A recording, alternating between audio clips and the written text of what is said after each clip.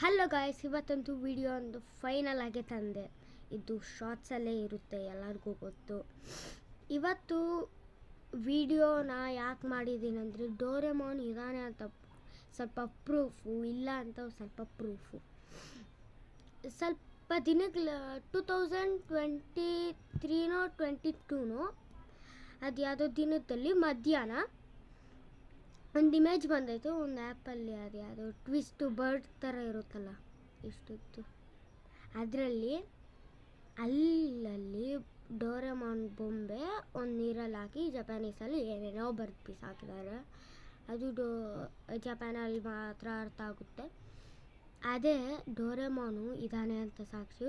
ಆ ಕತೆ ಹೇಳ್ತೀನಿ, ಪೂರ್ತಿಯಾಗಿ ಕೇಳಿಸ್ಕೊಳ್ಳಿ. ಆ ಕತೆ ಏನಂದರೆ, ಡ್ರೈವರ್ ಇರ್ತಾನೆ.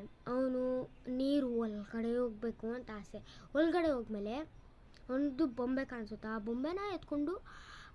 ಆ ಬೊಂಬೆನ ಎತ್ಕೊಳಕ್ಕೆ ಪ್ರಯತ್ನ ಮಾಡಿದ್ರೆ ಅದು ಫುಲ್ಲು ಮೆಟಲಿಂದ ಮಾಡಿದ್ದಾರೆ. ಅದು ಎತ್ತಕ್ಕಾಗಿಲ್ಲ. ಅದಕ್ಕೆ ಸ್ವಲ್ಪ ಜನ ಹಿಂದೆ ಬರ್ಸಿ ಎತ್ತಿಸಿದ್ದಾನೆ.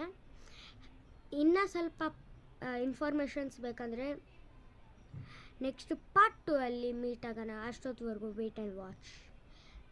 1 2 3